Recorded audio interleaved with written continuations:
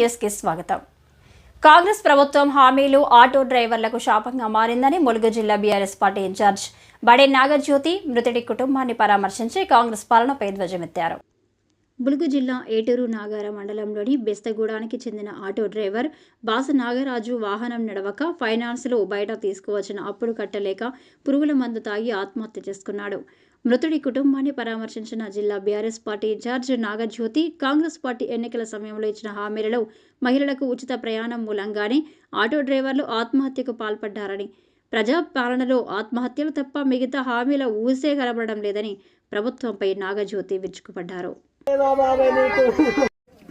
తెలంగాణ రాష్ట్ర ప్రభుత్వం కాంగ్రెస్ ప్రభుత్వం ఏదైతే ఉన్నదో ఉచిత బస్సు ప్రయాణం పెట్టడం వలన ఈరోజు ఆటో డ్రైవర్లకు సరైనటువంటి ఉపాధి లేక ఈరోజు నాగరాజన్ అనే ఆటో డ్రైవర్ ఏటూరునగరంలో చనిపోవడం జరిగింది. వారి ఇంటి పరిస్థితి చూసుకున్నా, వారి కుటుంబ పరిస్థితి చూసుకున్నా, ఇక్కడ ఆటో డ్రైవర్ల యూనియన్, మ్యాజిక్ డ్రైవర్ల యూనియన్ పరిస్థితి చూసుకున్నా కూడా వాళ్ళందరి బాధ కూడా వర్ణనాతీతం.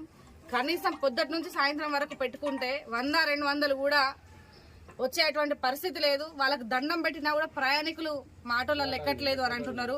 వాళ్ళు ఉచిత బస్సును వ్యతిరేకం చేయట్లేదు, ఆ సౌకర్యానికి వ్యతిరేకం చేయట్లేదు. కానీ మీరు ఏదైతే హామీలు ఇచ్చిండ్రో అది నెరవేర్చమని వాళ్ళకి అడుగుతా ఉన్నారు. వాళ్ళకు ఒక ఉపాధి చూపించమని అడుగుతున్నారు. ఈ ప్రభుత్వ హత్యకు ప్రభుత్వమే బాధ్యత వహించి